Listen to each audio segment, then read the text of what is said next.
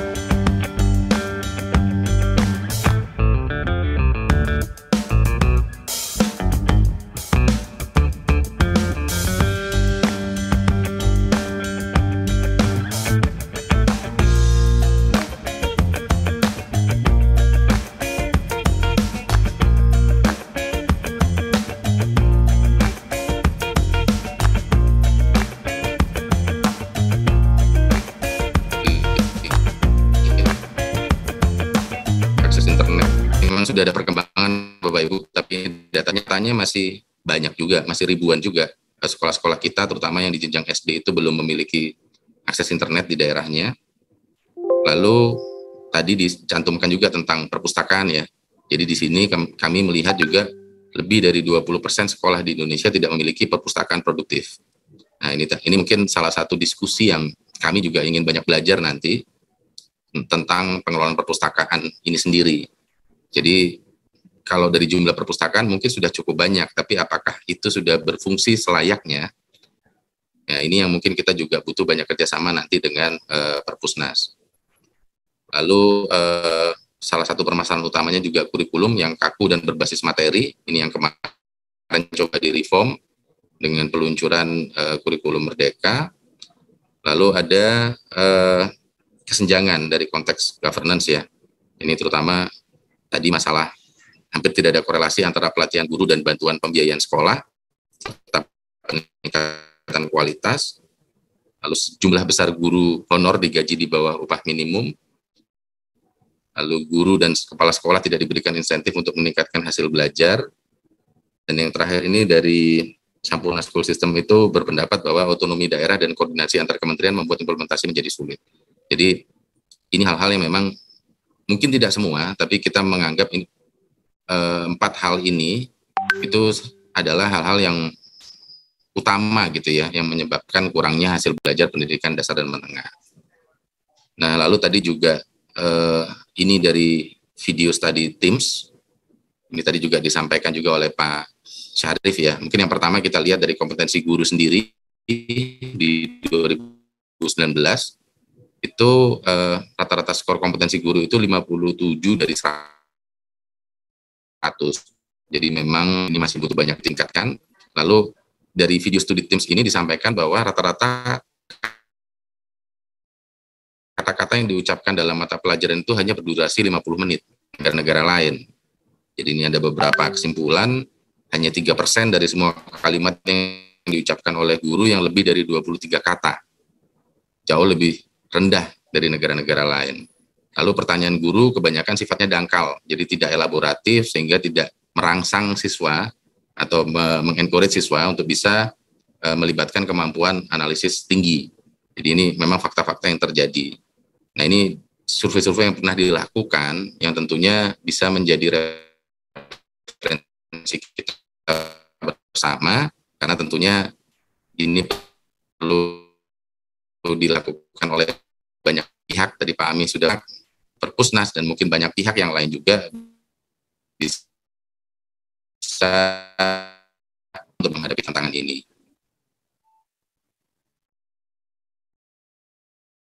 Nah, Merdeka Belajar mungkin kebijakannya, Merdeka Belajar sendiri ini memang tujuan besarnya itu adalah untuk pendidikan berkualitas bagi seluruh rakyat Indonesia, di mana ada pilar-pilarnya, angka partisipasi tinggi, hasil belajarnya berkualitas, distribusi yang merata, dan seterusnya. Dan ini dapat dicapainya melalui infrastruktur, kebijakan prosedur pendanaan, kepemimpinan masyarakat, kurikulum pedagogi dan asesmen. Jadi memang secara policy Merdeka Belajar itu adalah payung besar yang kemudian di breakdown menjadi banyak sekali hal di bawahnya. Tadi misalnya PIP juga sudah mulai ada perbaikan juga, BOS juga sama, dan BOP, sertifikasi guru, tunjangan guru, kurikulum, yang tentunya ketika ditanya seperti apa hasil evaluasi Merdeka Belajar, itu tentunya butuh tahapan-tahapan untuk bisa mencapainya. Dengan skop yang luar biasa besar, dan yang kedua tantangan kita di Indonesia adalah size, jadi sekolah kita juga luar biasa banyak, karena Indonesia adalah negara yang sangat luas. Tentunya penerapan-penerapan ini tidak bisa dalam tanda kutip segala sesuatunya kita langsung wajibkan, karena posisi atau baseline, posisi awal, kondisi existing dari tiap daerah, tiap sekolah, itu pasti berbeda-beda, sehingga dibutuhkan pendekatan asimetris, yang harapannya semuanya akan mencapai titik yang diharapkan pada waktunya. Jadi ini yang saat ini frame besar ini sudah diluncurkan oleh Menteri kami melalui berbagai episode, yang terakhir sampai kemarin episode 16 ya. Dulu yang pertama terkait penghapusan UN, diganti AN, lalu banyak hal yang sudah dilakukan sebenarnya.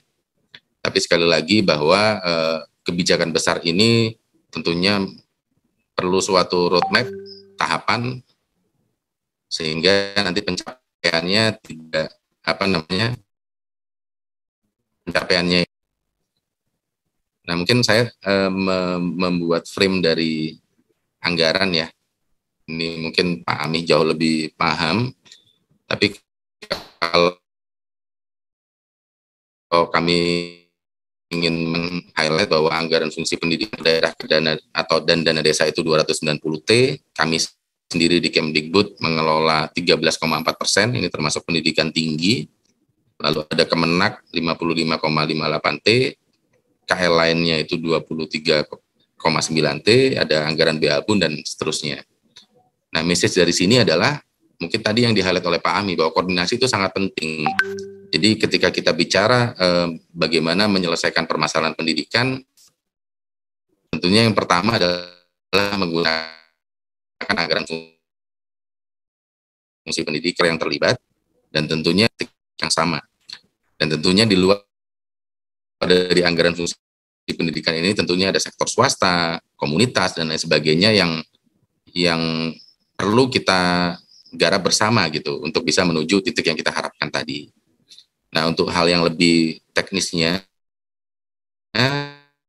jadi tema hari ini tentang dana BOS.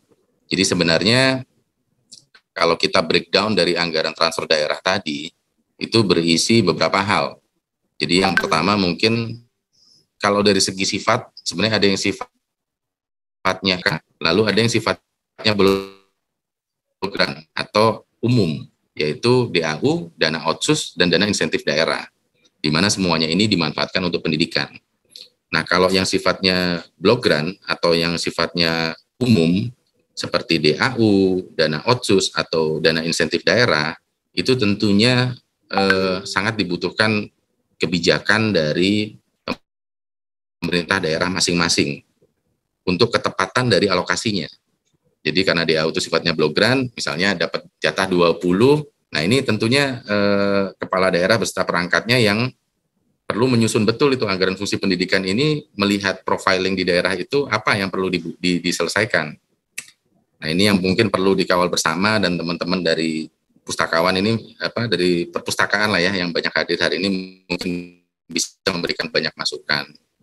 Nah mungkin hari ini lebih banyak kita diskusi yang sifatnya earmark ya. Jadi tadi Pak Amih juga sudah menjelaskan secara cukup detail. Kami punya intervensi tentang DAK, di mana di situ ada DAK non fisik termasuk DAK fisik. Nah, kedua ini sangat berkorelasi terhadap literasi atau keperpustakaan itu sendiri. Nah, mungkin ini untuk DAK fisik itu sebenarnya ada 3 hal, itu karena rehab pembangunan dan pengadaan sarana. Nah, kalau kita breakdown rehab prasarana dan pembangunan sarana ini termasuk perpustakaan di dalamnya.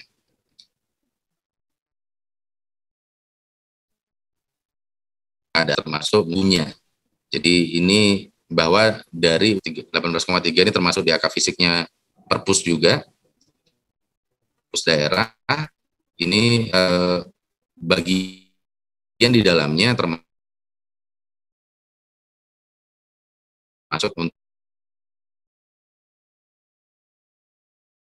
untuk menyentuh perpustakaan. Lalu yang berikutnya tentang BOS. Jadi BOS itu adalah BOS reguler ya. BOS reguler itu adalah program pemerintah pusat untuk penyediaan kebijakannya itu membantu biaya operasional sekolah serta meningkatkan aksesibilitas dan mutu pembelajaran bagi peserta didik. Nah, BOS ini sendiri tentunya tidak hanya kami di Kemdikbud, ini bagi-bagi gitu ya untuk tata kelolanya. Jadi kalau bicara mekanisme penyaluran dan tahapan penyaluran itu di Kementerian Keuangan diatur dengan PMK 119, untuk penggunaan dana itu di Kemdikbud dengan Permendikbud nomor 2. Lalu untuk tata kelolanya, pencatatan, penatausahaan dan pertanggungjawaban keuangan itu diatur oleh Permendagri. Jadi ini memang kolektif gitu ya untuk pengelolaannya. Lalu ini mungkin skopnya secara garis besar ada 51,6 triliun anggaran yang sangat besar yang diberikan melalui dana BOS untuk beratus mulai dari SD, SMP, SMA, SMK, dan SLB. Ini dari segi besaran anggarannya. Nah, lalu ada kebijakan di tahun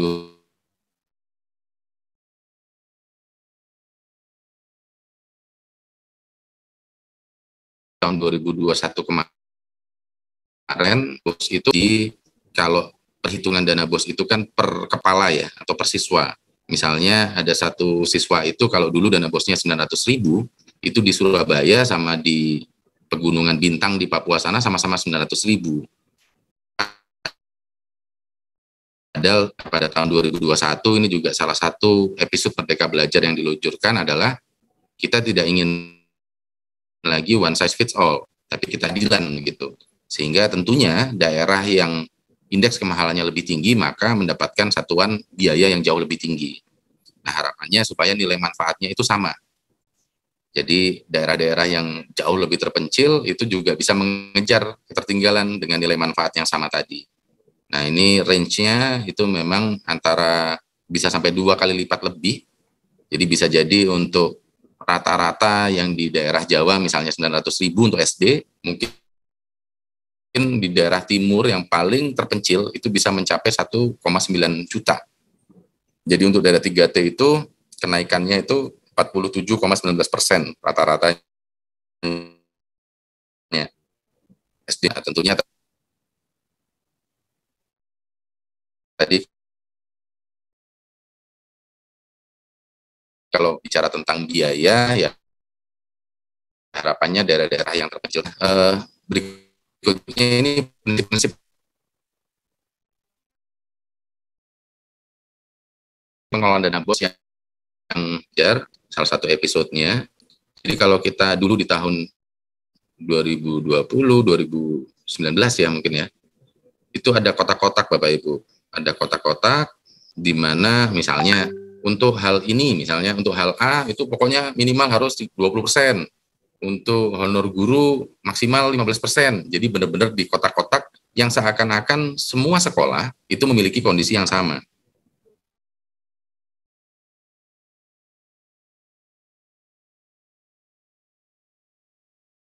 Nah, salah satu fleksibel. Jadi pengelolaan dananya itu dilakukan sesuai dengan kebutuhan satuan pendidikan. Karena kita tahu Indonesia sangat luas dan kebutuhannya bisa sangat berbeda-beda. Bisa jadi sekolah A mungkin butuh beli buku koleksi perpustakaan itu menggunakan 30% dari budget bosnya. Karena memang sangat kurang. Ya nggak apa-apa. Selama itu memang menjadi hal yang dianggap sangat penting di sana. Caranya dia hanya menggunakan persen untuk urusan penambahan koleksi tadi. Ya sekali lagi itu juga tidak masalah selama kondisinya itu memang paling dibutuhkan oleh sekolah. Mungkin sekolah B tadi lebih butuh untuk hal lainnya, untuk digitalisasinya, mungkin untuk pelatihan SDM-nya dan lain sebagainya. Jadi prinsip fleksibel ini yang saat ini kepada semua sekolah dan satuan pendidikan, baik di BOS maupun di baik di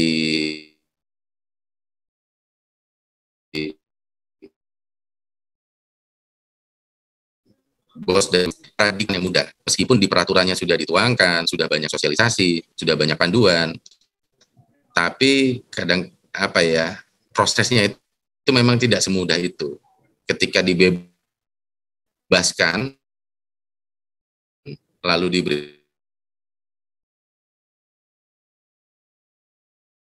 diberikan panduan seperti apa fleksibilitas. Pertanyaan yang, Pak, saya boleh buat ini nggak, itu nggak, dan seterusnya. Padahal sebenarnya terkait dengan fleksibilitas ini adalah salah satu hal yang ingin direform, karena memang kebutuhan dari tiap sekolah itu beda-beda. Belum bicara masalah kearifan lokal di tiap wilayah juga mungkin beda-beda juga. Jadi prinsip pertamanya itu fleksibel sesuai dengan kebutuhan satuan pendidik. Dua dan ketiga ya, efektif dan efisien. Jadi tentunya harapannya efektif dan efisien itu bagaimana mengeluarkan uang yang paling kecil tapi hasilnya paling maksimal. Nah, ini kan tentunya juga perlu ada pemikiran-pemikiran, perlu ada meeting-meeting di sekolah, kira-kira apa nih gitu. Atau kalau kita misalnya ingin menuju ke satu titik yang paling mudah lewat jalur A, itu cukup 3 kilo, nyampe ngapain juga kita muter-muter gitu. Jadi itu yang prinsip kedua. Lalu yang keempat dan kelima, ini akuntabel dan transparan. Jadi banyak sekali perbaikan-perbaikan tata kelola yang kita lakukan, mulai dari pelaporan. Jadi dulu pelaporan itu masih jauh dari populasi lah gitu ya. Dulu kami itu kalau ditanya berapa sekolah sih yang melaporkan, itu sulit sekali kami mendapatkan datanya. Nah, akhirnya dibuatlah beberapa sistem, beberapa penataan proses bisnis, sehingga sekarang kalau sekolah itu mau disalurkan ya dia harus lapor. Dan hampir 99,5% lah laporan itu sudah masuk, meskipun ada beberapa yang agak terlambat. Yang terus kami tekankan ke semua sekolah bahwa dana BOS itu fleksibel sesuai kebutuhan, lalu kelolalah dengan efektif dan efisien, tentunya dengan akuntabel dan transparan. Nah, ini yang mungkin perlu kita pahami bersama. Ini mungkin garis besar saja, jadi tentunya tadi ya, bahwa penggunaan dana itu sesuai dengan kebutuhan. Lalu mekanisme pengadaan barang jasa itu kami juga ada peraturan tentang bagaimana PBJ di sekolah, dan ada sistem SIP lah mungkin ya yang pernah kita launching juga untuk meningkatkan transparansi, belanja lebih mudah, dan juga sistem. Serta tentunya di dalam juknis ini juga disebutkan larangan-larangan ya, antara lain tidak membiayai kegiatan yang sudah dibiayai secara penuh oleh sumber lain yang sah. Nah, kalau dari pemanfaatan tadi juga sudah ini rasanya ya, sudah disebutkan bahwa kita itu ada 12 komponen penggunaan dana BOS, mulai dari PPDB, pengembangan perpustakaan juga ada tempat tersendiri, komponen tersendiri, ekskul, asesmen dan evaluasi, dan seterusnya. Ada 12 hal. Nah, terkait pengembangan perpustakaan ini ada beberapa penjelasan di dalam Juknis untuk bisa beli buku teks utama dengan beberapa pengaturan, lalu buku teks pendamping, termasuk buku digital juga ada di situ. Seperti tadi disampaikan bahwa ya saat ini ketika hal tidak di era sekarang tentunya banyak sekali lah, termasuk buku-buku digital, cetakan perangkat ajar, serta pembiayaan lain yang relevan dalam rangka pengembangan perpustakaan. Nah, kalau kita elaborasi lebih jauh, ini contoh-contoh begitu ya Bapak Ibu, apa saja yang mungkin bisa dana BOS yang BOS untuk program perpustakaan, antara lain misalnya untuk program literasi sekolah, tadi untuk sarana pojok baca, lalu penyediaan buku non-teks, lalu mungkin digitalisasi sekolah gitu ya, digitalisasi sekolah, ini mungkin penyediaan sarana perpustakaan berbasis elektronik, buku digital, lalu tentunya kalau sudah digital, dan tentunya sekarang dengan banyak sekali bahan yang tersedianya di internet gitu ya, itu maka juga perlu sekali penyediaan atau penambahan kapasitas jaringan internet, lalu penyediaan PC atau sarana perpustakaan itu juga sangat dimungkinkan. Dan terakhir yang menurut kami juga sangat penting ini, dana BOS itu juga boleh untuk penyediaan pustakawan, pelatihan pustakawan. Nah, ini contoh-contoh saja, saya yakin Bapak Ibu dari sekolah juga banyak yang hadir di hari ini, mungkin banyak lagi hal-hal yang mungkin bisa dieksplor dari dana BOS untuk pembiayaan perpustakaan ini. Nah, kami tadi sangat tertarik dengan penjelasan-penjelasan dari Pak Kepala Perpustakaan, Perpusnas. Ini mungkin hal-hal yang bisa kita kerjasamakan ke depan, dan mungkin kami juga butuh banyak belajar tentang perpustakaan sekolah yang baik itu seperti apa. Dan tentunya Bapak Ibu yang hadir hari ini mungkin dari perpustakaan daerah ini juga sangat berharap ini bisa membantu sekolah-sekolah yang ada di daerah untuk belajar bagaimana. Tentunya tidak semua memiliki perpustakaan yang perfect lah, yang canggih gitu. Tapi saya yakin ketika kita memiliki SDM yang baik dan tahu cara mengelola dengan baik, ini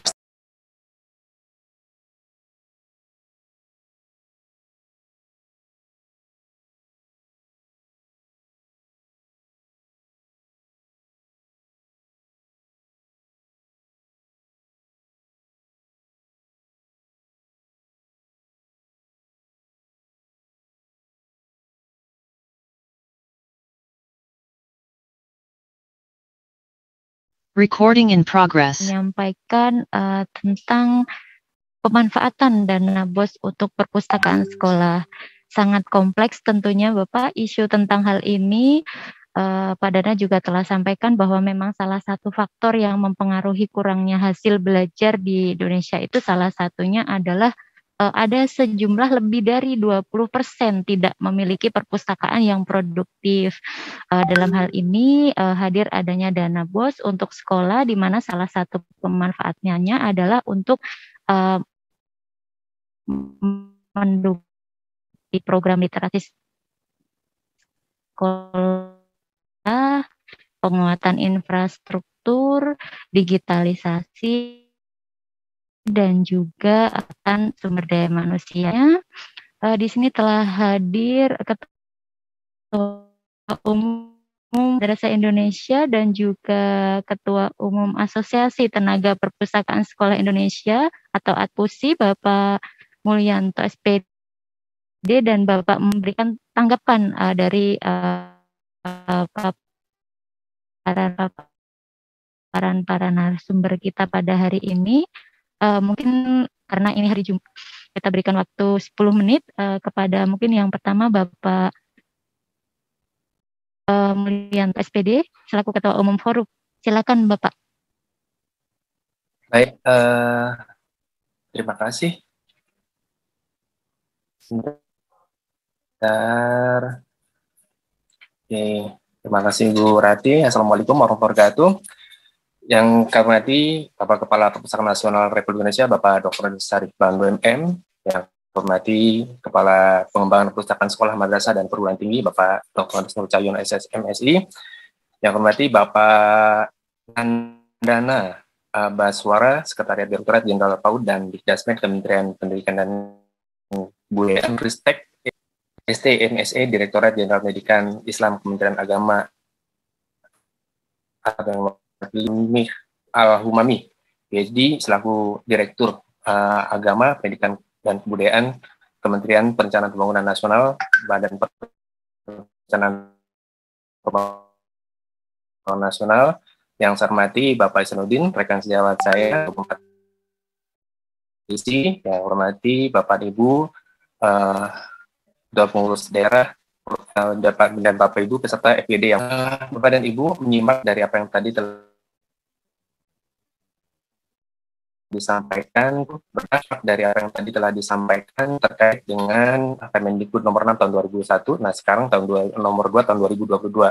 Tadi sudah banyak dibahas yang jadi permasalahan Bapak dan Ibu untuk Permendikbud terkait dengan alokasi dana BOS itu sudah sangat bagus terhadap pengembangan perpustakaan. Bahkan tadi disampaikan oleh Pak Dana bisa lebih dari 20%, bahkan untuk pengadaan buku pun bisa sampai 30% tergantung kebutuhan di sekolah. Namun yang jadi permasalahan kita bersama di sekolah adalah pada tataran implementasinya. Itu yang jadi problem. Sebenarnya ada beberapa hal sih yang perlu disampaikan di sini. Boleh di share screen, Bu? Baik, silakan. Oke.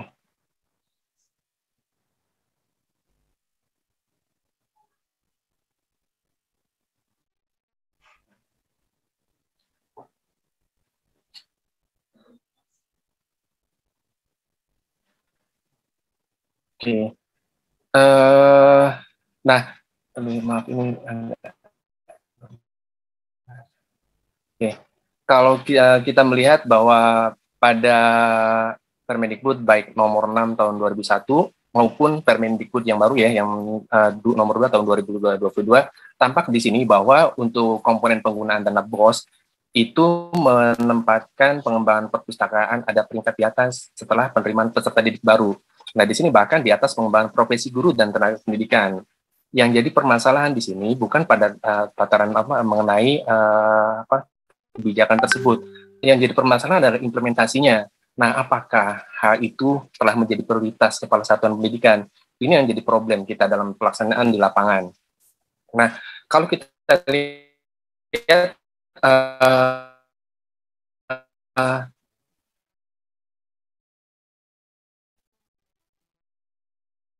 sekolah madrasah sebagai sekolah itu pilar dalam pembangunan pendidikan di Indonesia, tergantung dari mindset masing-masing. Nah, ada kalanya kepala sekolah atau madrasah ini yang lebih memprioritaskan taman, laboratorium, bengkel, ekskul, bahkan toilet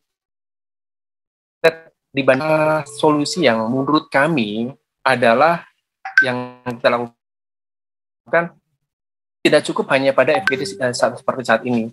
Yang perlu kita lakukan adalah pendampingan di daerah. Nah, kami berharap betul kepada pihak-pihak di Kementerian Pendidikan Kebudayaan, pada Kementerian Agama, kepada Perpustakaan Nasional. Nah, dalam hal ini Perpusnas seringkali menjalin suatu komunikasi kerjasama dengan para kepala daerah agar Bapak dan Ibu para pemangku kepentingan di sini melakukan pendekatan kepala daerah agar kepala daerah di sini melalui instrumen kedinasannya supaya kepala dinas atau kanwil, kepala sekolah atau madrasah di sini agar indikasi perpustakaan sekolah atau madrasah menjadi indikator utama dalam kinerja kepala sekolah atau madrasah. Ini sangat penting sekali karena kalau tidak ini dijadikan sebagai indikator utama dalam kinerja mereka, maka mungkin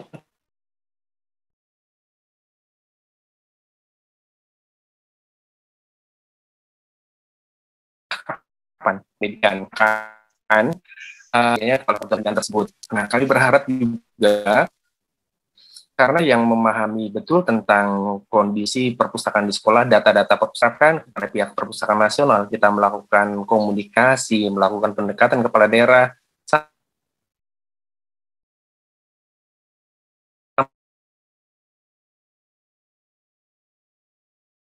sampaikan di perpustakaan sekolah maupun madrasah daerah agar mereka paham betul tentang kondisi sekolah atau madrasah di masing-masing. Ini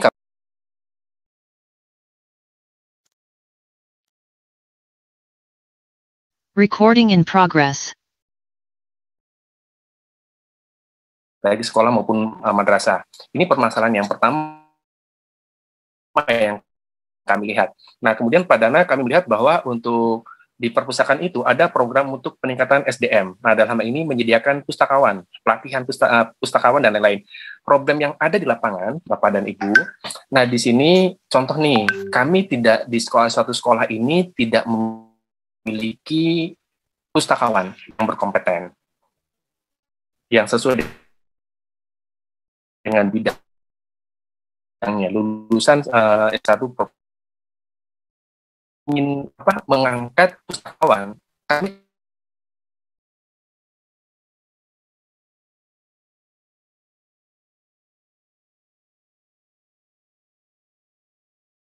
bentur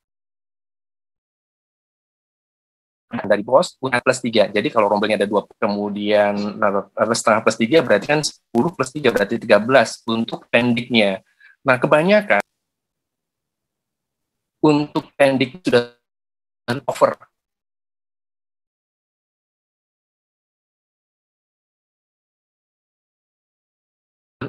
Nah, sehingga kami untuk menambahkan, alokasikan dana dari BOS, itu persyaratannya harus memiliki dapodik. Itu juga menjadi problem.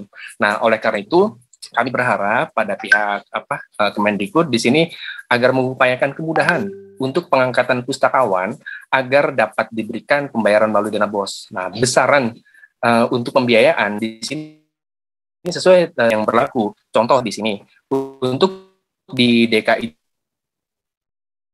Jakarta, pemberian pembiayaannya yang dapat kami salurkan itu ada sesuai dengan UMP sekitar 4,5 4,6 untuk per bulannya. Itu yang sesuaikan dengan UMP. Nah, Bapak dan Ibu, apa implikasi apabila diberikan kemudahan pengangkatan pada pustakawan? Implikasinya sangat besar sekali bagi pustakawan yang bersangkutan. Nah, karena pustakawan yang telah diangkat di suatu sekolah atau madrasah, dia menjadi home base-nya di situ. Nah, sehingga pada saat nanti ada penerimaan P3KK atau CPNSK, nah ini akan bisa menjadi prioritas dalam pengangkatannya. Ini sangat penting dan perlu disampaikan ke Bapak dan Ibu. Mohon juga di satu sisi membutuhkan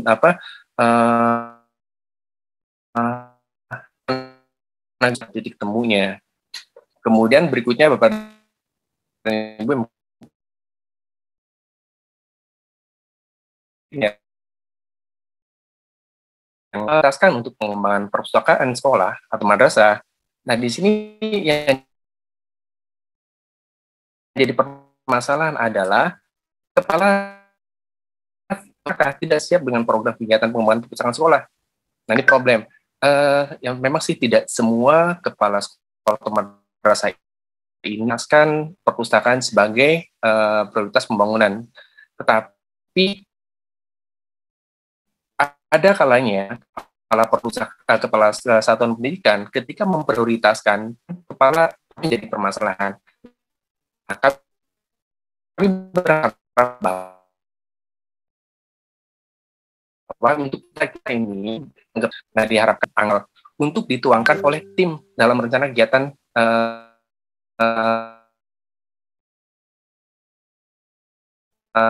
kegiatan anggaran sekolah RKAS. Nah, yang ke dalam RKAS itu dibutuhkan suatu program-program yang rigid. Oleh karena itu, kita semua yang ada di perpustakaan sekolah hendaknya menyusun program yang dapat kita berikan kepada kepala sekolah, kepala madrasah untuk dapat diwujudkan, dituangkan dalam RKAS. Ini sangat penting sekali, karena tidak semua kepala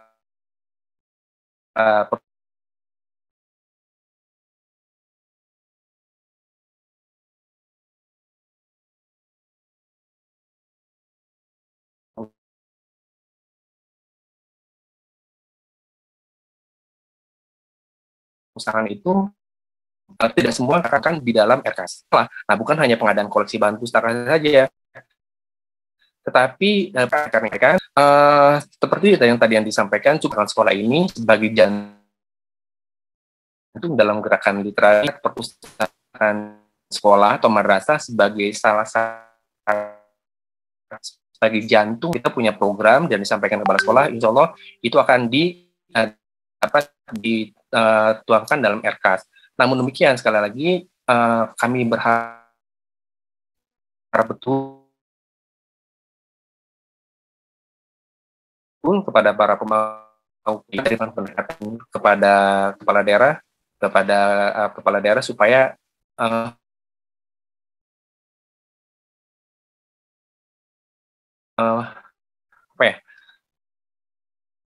menjadikan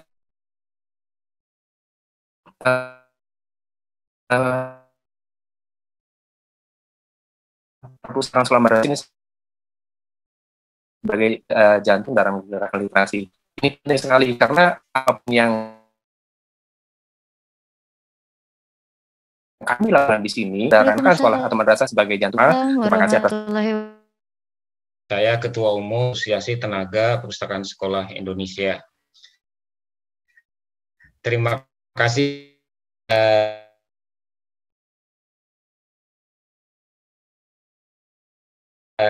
kawan, banyak sekali masukan. Sampai itu sudah banyak sama yang catatan kami, jadi ada lembaga pemerintah yang punya tanggung jawab dalam pengembangan anak bangsa, khususnya perpustakaan sekolah, dapat berpikir secara holistik, komprehensif, menyeluruh tentang satuan pendidikan, bicara tentang sekolah, maka di situ tidak hanya ada guru, tidak hanya ada pendidik, tetapi juga ada tenaga kependidikan. Nah, beberapa tahun ini kami rasakan ya, bahwa tenaga kependidikan, khususnya pustakawan itu kurang disentuh dalam berbagai program pengembangan kompetensi maupun yang lain-lain. Nah, akan ingin membangun sebuah pendidikan yang baik itu hanya basisnya di guru saja. Nah, padahal aspek-aspek lain juga penting.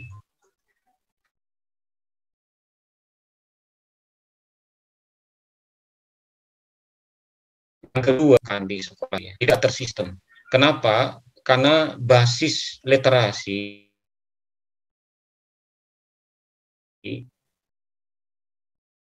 perpustakaan itu tidak dibenahi, tidak dijadikan sebagai tersistem jadinya. Nanti hilang dashboardnya Dapodik, itu kita buka aja di internet, itu kekurangan tenaga perpustakaan itu sekitar 78.000 kurang.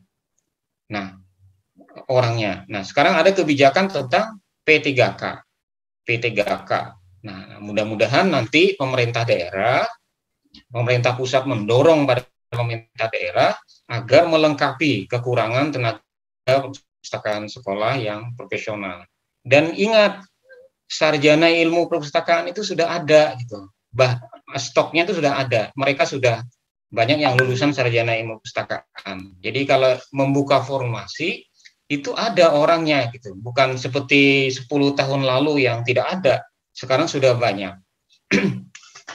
Nah, kemudian yang terakhir tadi sinergi, sepakat saya kira kita paham semua bagaimana kita semua bersinergi.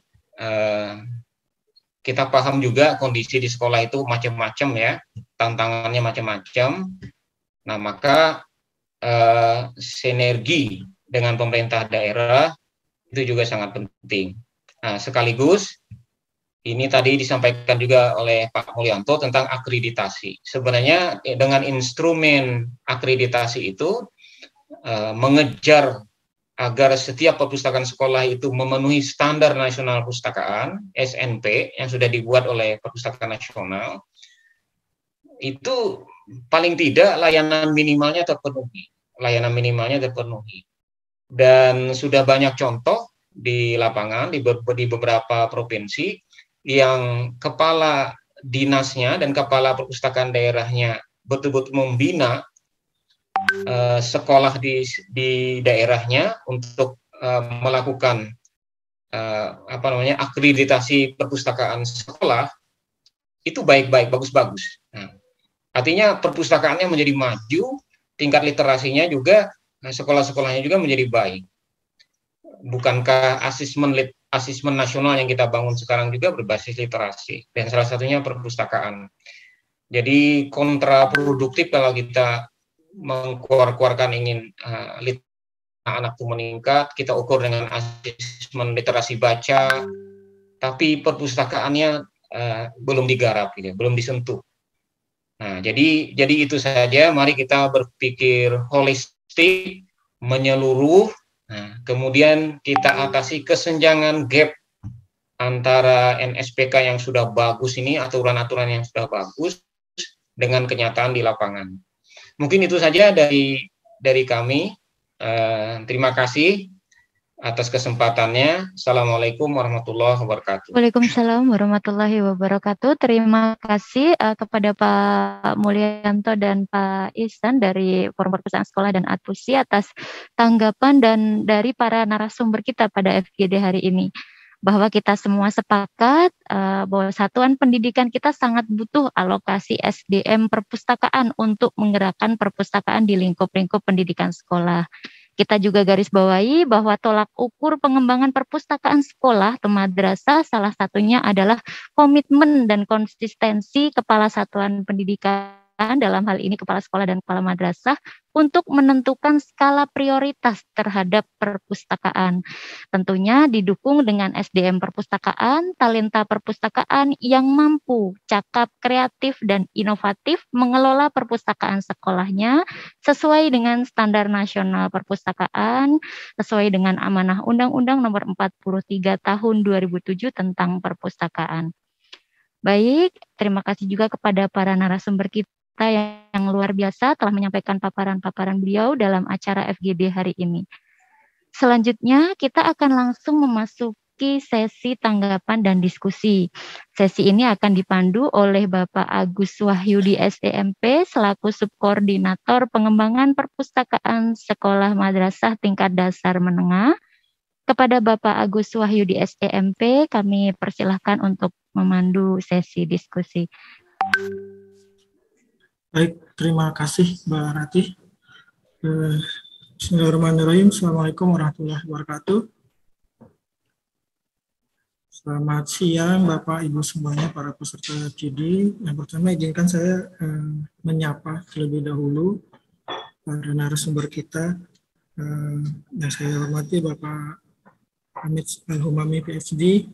Sehat ya Pak ya, setelah kemarin kita bertemu di forum acara yang sama ya Pak. Lalu terima kasih juga sehat Pak, alhamdulillah. Pak Nandana Baswara yang juga telah menyampaikan informasinya yang luar biasa. Terus terang nih bagi saya pribadi juga mungkin bagi sebagian para peserta yang ada ini sebagai informasi yang baru yang memang patut diketahui untuk pengembangan perpustakaan sekolah di Indonesia. Dan sebagai informasi juga Bapak Ibu semuanya, sebenarnya sudah hadir bersama kita perwakilan dari Kementerian Agama Republik Indonesia yang awalnya Bapak Doni Wibowo, maaf beliau ada keperluan mendadak dan digantikan oleh Bapak Eko Purnomo ST. Saya ingin menyapa Bapak Eko Purnomo. Ya, pagi Pak Agus, maaf mohon izin menyampaikan permintaan maaf dari Pak Doni. Berbarengan dengan audit BPK dan World Bank, maaf izin tidak bisa meninggalkan, tadi diwakilkan ke saya.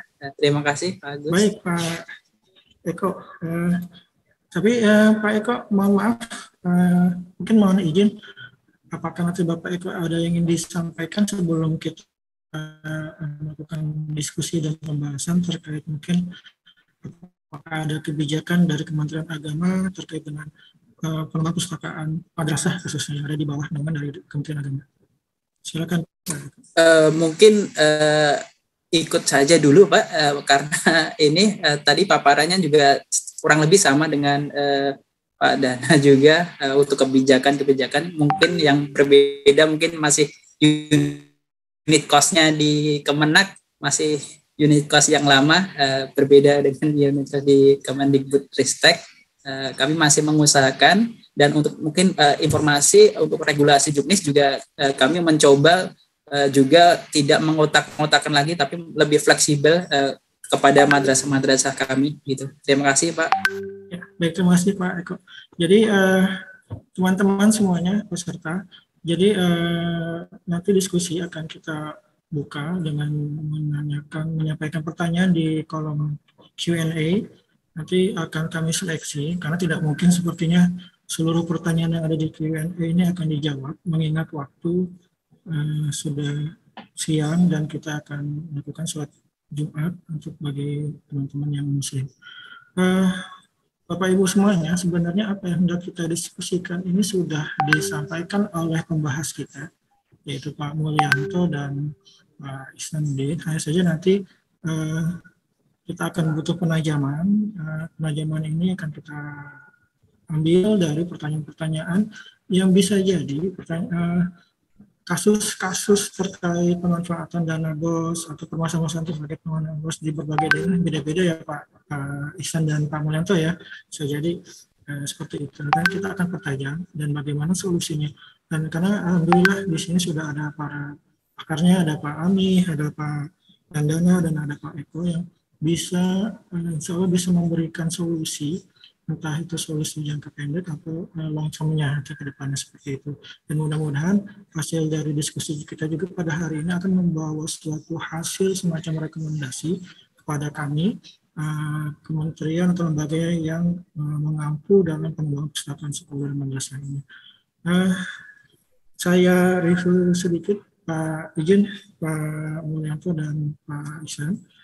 Dari kesimpulan saran atau pembahasan yang disampaikan oleh Pak Mulyanto dan Pak Ihsan, ada dua pokok hal utama yang memang harus segera diselesaikan nih Pak Amih dan Pak Eko setelah pandangan. Yang pertama tadi memang kami akui regulasi pemanfaatan dana BOS dan sebagainya itu sudah sangat bagus sekali. Terutama yang menjadi permasalahannya adalah implementasi di lapangan. Nah, implementasi ini kenapa menjadi permasalahan?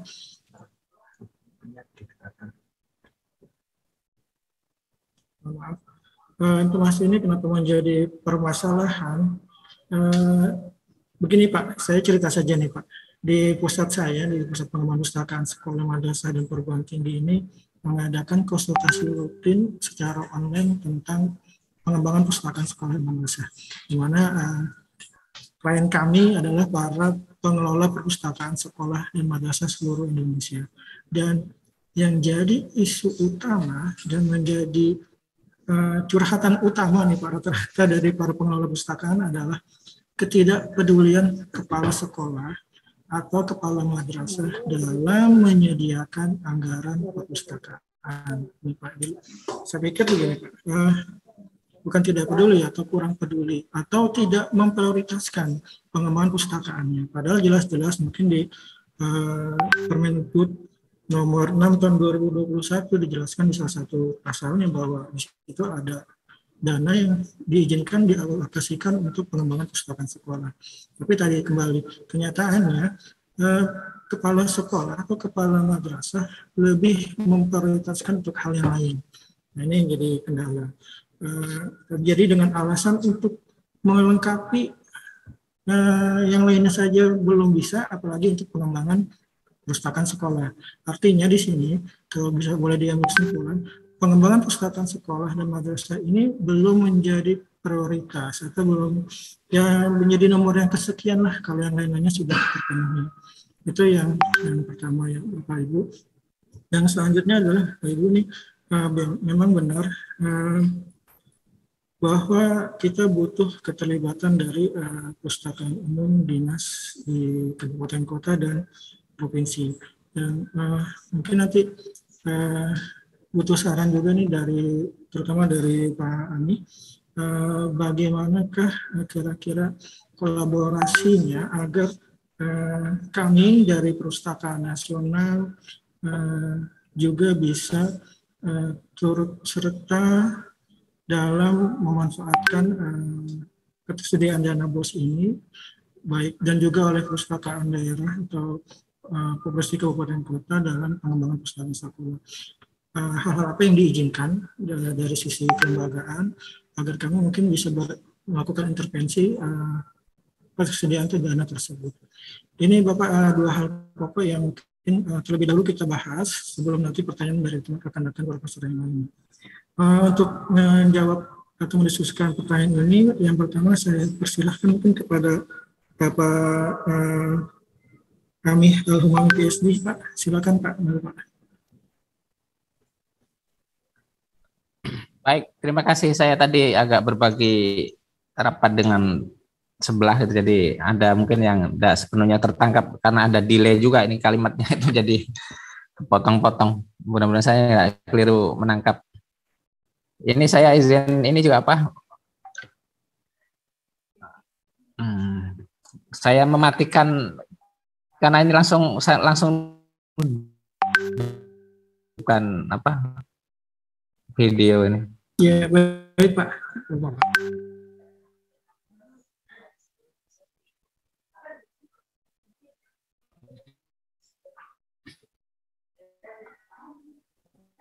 Terkait soal ini kemitra di sana ini apa pembinaan pustakawan ya, pembinaan pustakawan. Jadi kan yang punya keahlian itu kan memang ada di Perpustakaan Nasional gitu.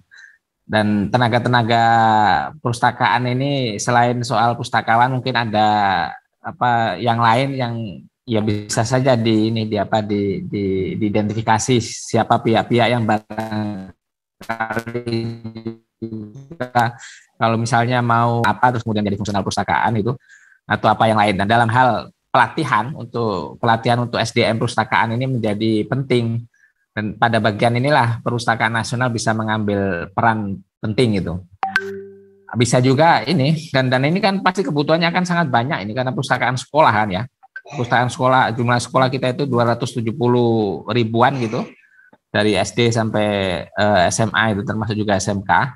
Jadi setiap sekolah tentu mayoritas punya perpustakaan ya, dan apalagi misalnya perpustakaan yang dibangun baru gitu melalui DAK, pasti mereka membutuhkan ini apa semacam ya pendampingan apa supervisi gitu tentang bagaimana mestinya perpustakaan itu dikelola secara baik itu. Bukan saja apalagi kalau tadi kita mengikuti ya presentasi Pak Kepala Perpustakaan Nasional dan yang sekarang bahkan sudah diterapkan layanan perpustakaan dan para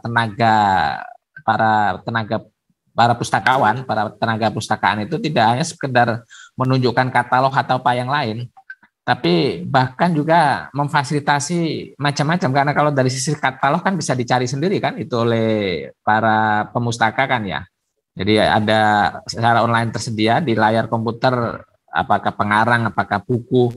Nah dalam hal itu sudah dilakukan secara mandiri. Kan ada kebutuhan yang lain juga yang bisa dilakukan untuk peningkatan pelayanan itu bagi para tenaga perpustakaan. Nah, dalam kompetensi dasar, kompetensi profesional untuk pengelolaan perpustakaan secara modern, tentu butuh pengetahuan baru, butuh pelatihan teknis itu. Karena bahkan ada tuntutan kan, tenaga perpustakaan itu juga harus paham itu tentang sekilas tentang informasi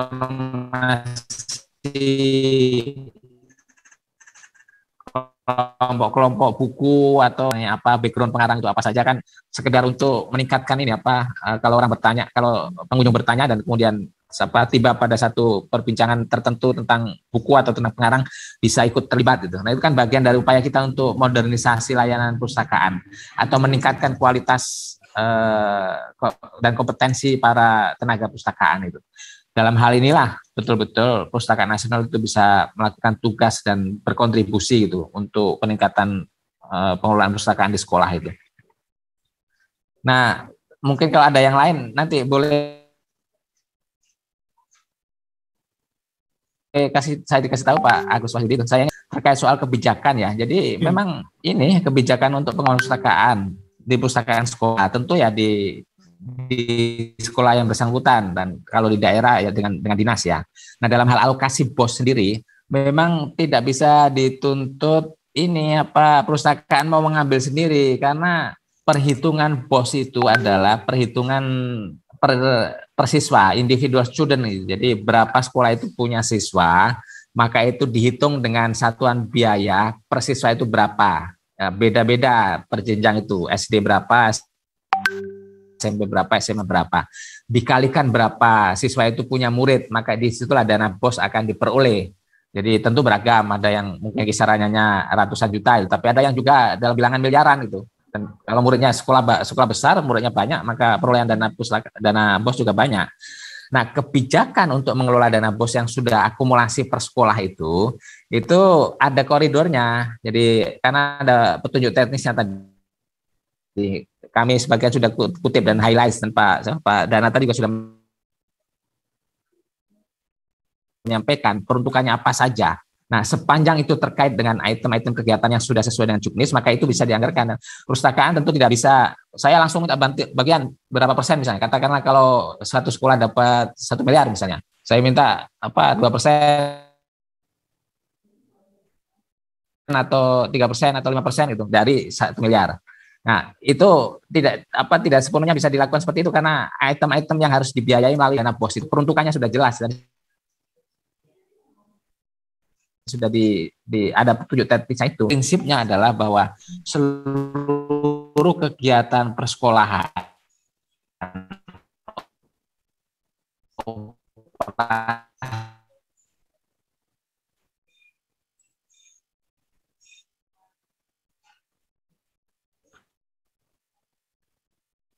mohon maaf Pak Amih, suaranya terputus Pak.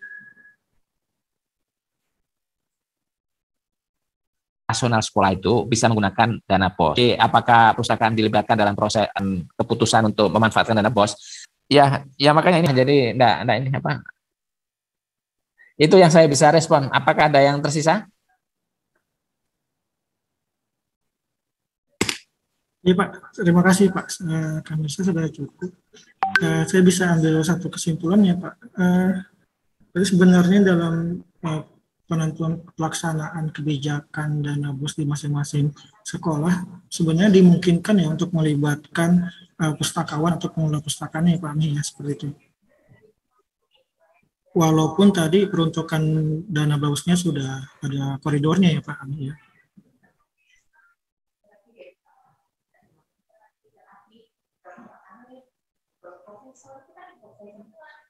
Oke, maaf, sepertinya masih ada kendala teknis. Ya, mungkin saya ingin menegaskan lagi bahwa aturan pemanfaatan 5% ya untuk perpustakaan itu juga kan disebutkan itu.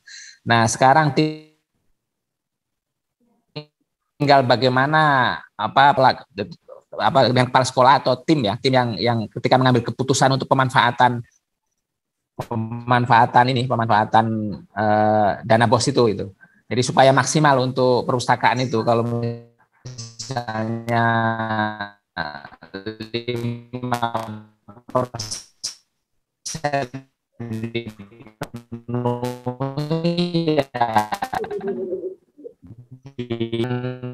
keputusan yang selalu kami tidak tahu persis bagaimana dinamika distribusi ya, tepatnya lah distribusi praktiknya itu.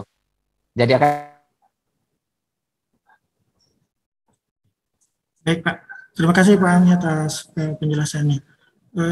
Kita akan berlanjut selanjutnya kepada Pak Nandana. Silakan Pak Nandana.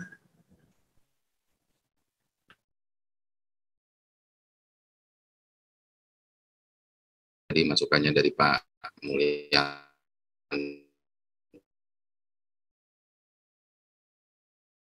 Ya, saya rasa tidak hanya di perpustakaan, di dalam banyak hal antara regulasi dan praktek ya. Ini memang menjadi PR kita bersama.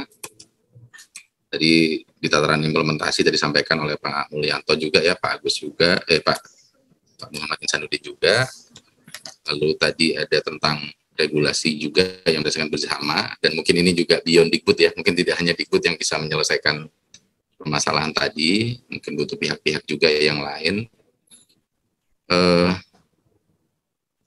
Mungkin yang pertama kalau saya melihat dari berbagai kebijakan, tentunya kalau kita melihat pakai perspektif value yang kita deliver gitu ya. Ini kan misal anggaplah customer sekolah ya, dan juga mungkin Pemda. Saya membayangkan mungkin kita perlu membuat satu campaign bersama gitu ya, dan juga hal yang cukup praktis yang bisa dipahami supaya mereka bisa mendapatkan apa sih value yang bisa mereka dapat gitu kan. Karena kadang-kadang kalau mainnya cuma aturan terus kita paksa harus sekian persen tapi tanpa paham value-nya, itu juga mungkin akan banyak miss di sana. Jadi mungkin usulan konkretnya kami mungkin akan nanti minta bantuan kepada Perpusnas dan juga Pak Mulyanto, Pak Isanuddin, mungkin diskusi-diskusi yang lebih teknis gitu ya. Bagaimana sih kita memformulasi bahan yang sesuai untuk campaign kita. Lalu yang kedua adalah bagaimana kita membuat channeling yang tepat gitu. Karena zaman sekarang kan channelingnya banyak ya. Mungkin kita kadang-kadang hal simpel seperti infografis gitu ya. Atau mungkin WA group gitu. Kami kan punya WA dengan hampir semua dinas, semua sekolah. Itu mungkin hal-hal yang simpel bisa kita start small lah, tapi kita udah mulai gerak gitu. Itu yang bisa kita lakukan, termasuk tentunya ke regulasi ya. Kalau regulasi ini mungkin kita butuh mapping yang lebih dalam ya. Kira-kira apa sih yang bisa push ke mereka gitu. Karena tadi kan disarankan bagaimana Pemda supaya masukin ini menjadi satu indikator gitu ya. Itu kan juga butuh proses ya. Pasti kan pertanyaannya why dulu kan. Kenapa nih gitu kan. Nah itu yang harus bisa kita elaborasi dengan baik. Meskipun kita semua tahu nih di sini bahwa ini semua penting, tapi tentu pentingnya ke kita ini untuk meyakinkan ke banyak pihak itu juga butuh butuh pendekatan yang beda-beda, mungkin ke sana gimana dan seterusnya. Lalu yang kedua, ini kami mungkin mohon bantuan juga dari Perpusnas mungkin terutama ya. Tadi banyak sekali dibahas tentang akreditasi perpustakaan.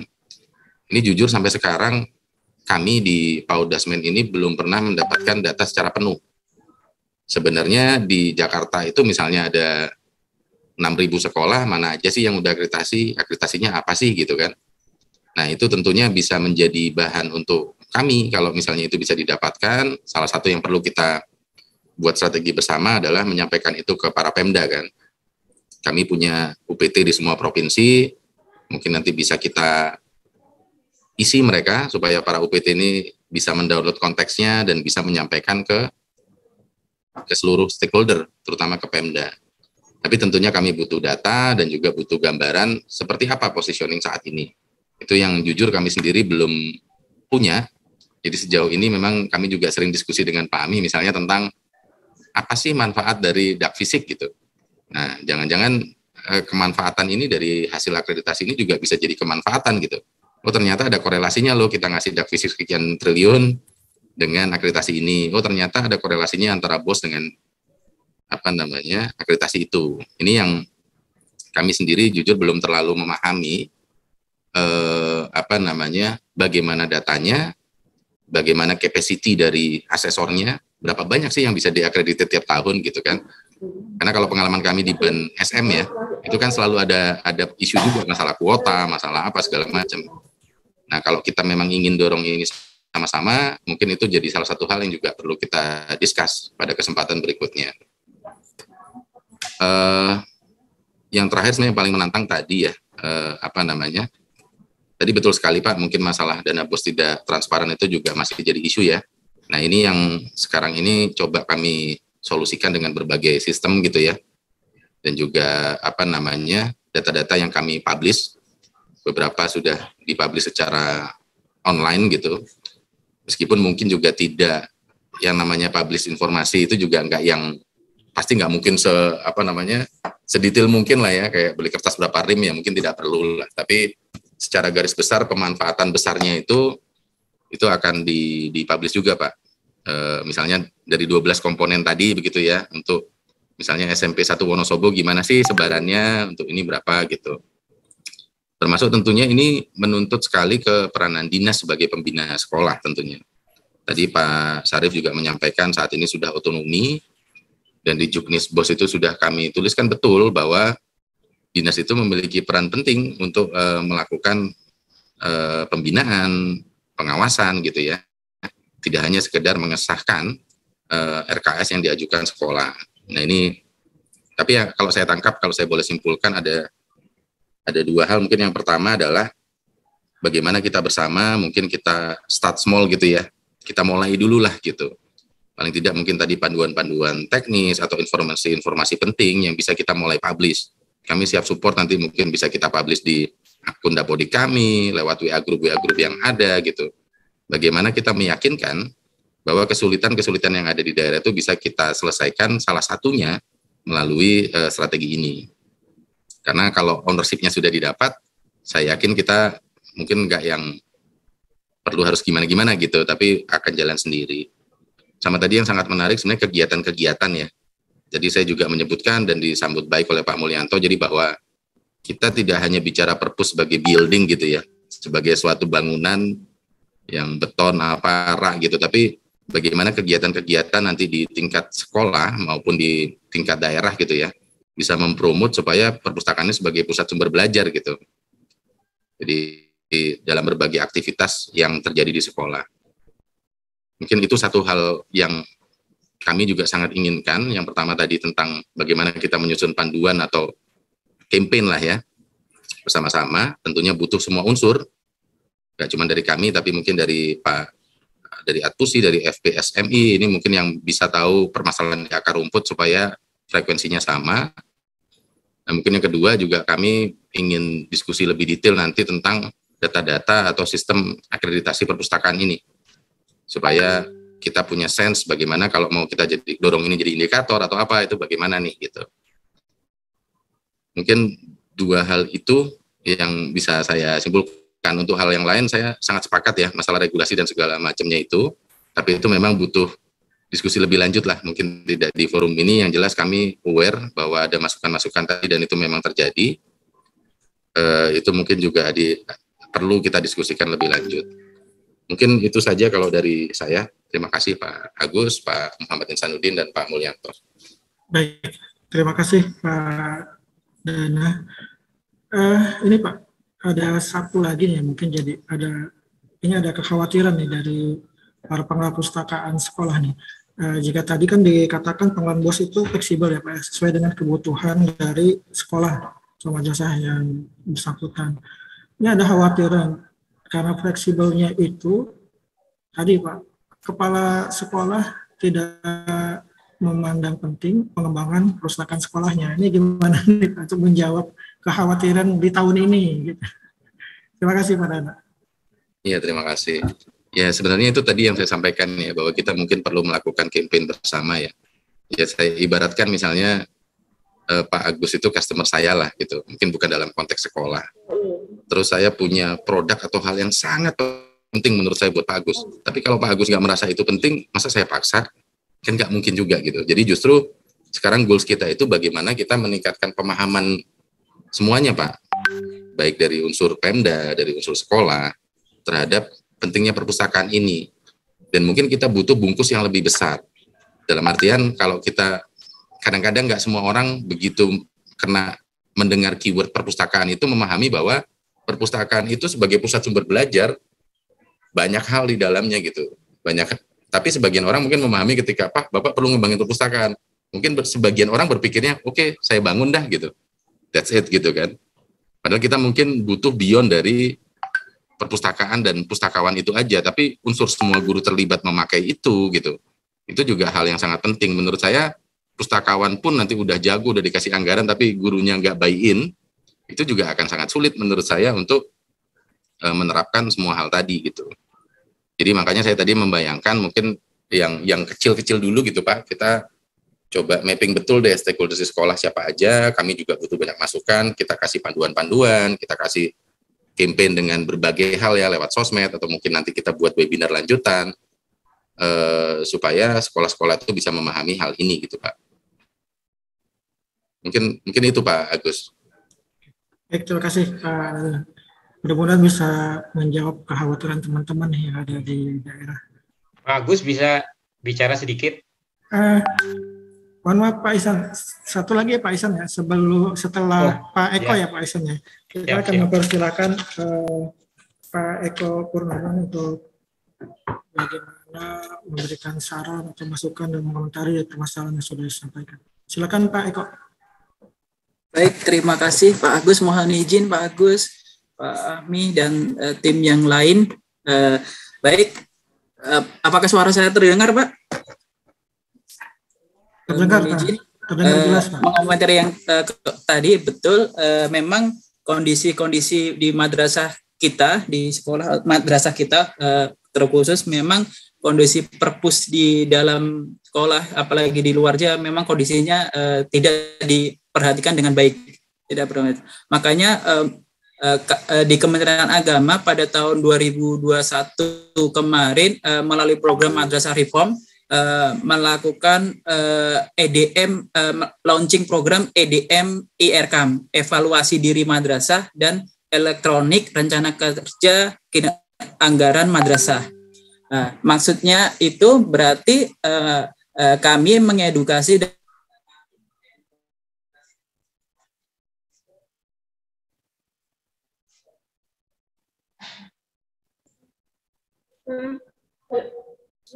Pak Eko terputus ya Pak Eko?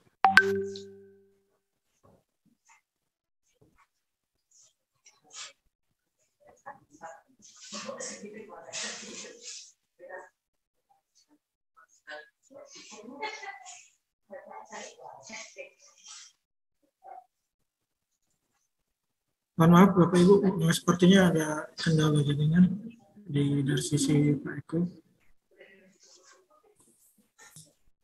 Maaf terputus, di mana untuk pembuatan IDM tersebut memprioritaskan dari kekurangan-kekurangan atau kelemahan dari madrasah-madrasah tersebut.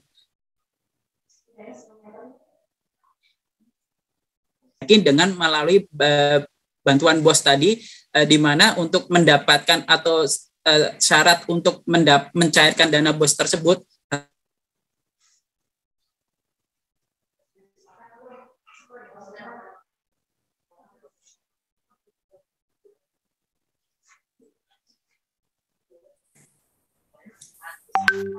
jadi untuk mendapatkan syarat pencairan dana BOS, IRKAM tersebut harus sudah sesuai dan telah dilakukan koreksi oleh tim Kankemenak Kabupaten Kota, sehingga dengan demikian diharapkan madrasah-madrasah dapat memperbaiki di kekurangan-kekurangannya tersebut.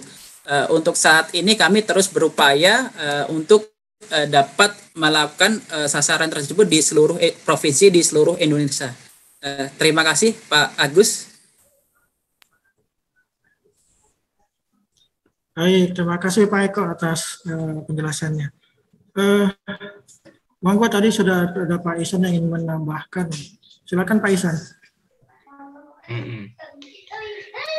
Baik Pak Agus, jadi kadang-kadang gini, ada saling canggung ya, kita di lapangan itu saling canggung, karena yang mengurusi perpustakaan sekolah itu kan ada Kemdikbud, kemudian ada Perpusnas, ada Kementerian Agama yang di madrasah. Nanti di daerah itu ada Dinas Pendidikan, ada Dinas Perpustakaan, kemudian ada kantor Kemenak provinsi atau kabupaten kota. Nah, saya kira ke depan kadang-kadang itu tadi sinergi tadi kampanye bersama tadi itu penting supaya tidak saling canggung. Jadi kadang-kadang kita ini semangat di lapangan, teman-teman kita fusi kepengurusan, pengurus-pengurus, semua tenaga di daerah itu semangat ingin membangun perpustakaan, tapi kita kadang merasa gitu, yang punya kewenangan untuk semestinya lebih mengembangkan perpustakaan itu gerget, bahasa kitanya itu gergetnya kok kurang gitu. Nah, kita yang di asosiasi ini kenceng gini-gini, tapi yang utamanya punya kewenangan di itu, gregetnya kurang gitu ya. Jadi tadi terima kasih banget Pak Nanda, kita mudah-mudahan ke depan kita juga paham persoalan pendidikan itu banyak banget gitu ya. Masalah guru juga tidak selesai-selesai gitu ya. Menyita banyak pemikiran teman-teman di Kemdikbud. Nah, tapi urusan pendik, urusan kompetensi pustakawan juga ya, dan perpustakaannya juga diperhatikan lah gitu ya sama-sama. Supaya kami yang semangat ini, kita yang semangat ini bersambut gitu, dayung bersambut. Ke depan ayo kita kerja kampanye sama-sama gitu ya. Supaya ya 5-10 tahun ke depan ada hasilnya yang lebih baik. Begitu Pak Agus, terima kasih. Oke, terima kasih Pak Iksan. Baik Bapak Ibu, seperti yang tadi saya sudah janjikan di awal, setelah pembahasan ini kita akan pertajam dengan pertanyaan-pertanyaan dari rekan-rekan yang ada di daerah, di mana sebenarnya mereka lah yang merasakan permasalahan ini Bapak Ibu ya, secara langsung gitu. Nah, di kami nih Mbak sebenarnya sudah ada 138 pertanyaan yang paling luar biasa nih. Ini menjadi bukti bahwa sebenarnya pembahasan dana BOS ini hal yang sangat menarik dan ya ini nggak akan ada habisnya ya Pak, seperti itu. Tapi mohon maaf kami akan memilih beberapa pertanyaan. Kami melihat sebenarnya pertanyaannya sama, mirip, jadi kami memilih beberapa pertanyaan yang akan mewakili dari teman-teman yang lainnya. Yang pertanyaan-pertanyaan pertama silakan ditampilkan. Ya, ini pertanyaan dari Bu Tri Endah dari Dinas Pustakaan dan Kearsipan Bulungan, Kalimantan Utara untuk seluruh narasumber. Ya, kelemahan hampir di banyak sekolah terkait dengan pustakaan ada 5 poin penting, Bapak Ibu bisa baca di sini. Intinya pertanyaannya adalah mengapa bisa terjadi seperti itu? Apakah tidak ada pengawasan ke sekolah terkait kebijakan penggunaan minimal dana 5% untuk perpustakaan? Padahal persepsinya sudah sama antara Kemendikbud, Kemenak, dan perpustakaan, serta lembaga lain, stakeholder lain yang terkait tentang perpustakaan sekolah. Nah, ini mohon solusinya. Baik, karena ini untuk seluruh narasumber, kami persilahkan Bapak-Bapak untuk menjawab. Pak Amih dulu atau Pak Nandana dulu, silakan Pak.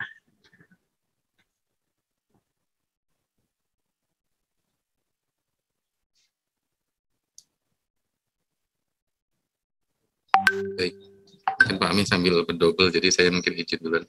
Bisa ya, mohon ditanyakan kembali tadi?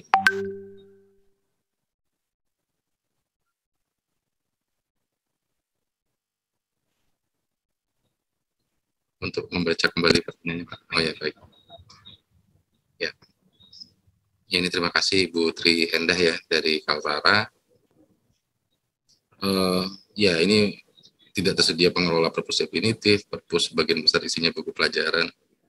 Ya, ini memang permasalahan yang saya yakin banyak terjadi di semua sekolah ya.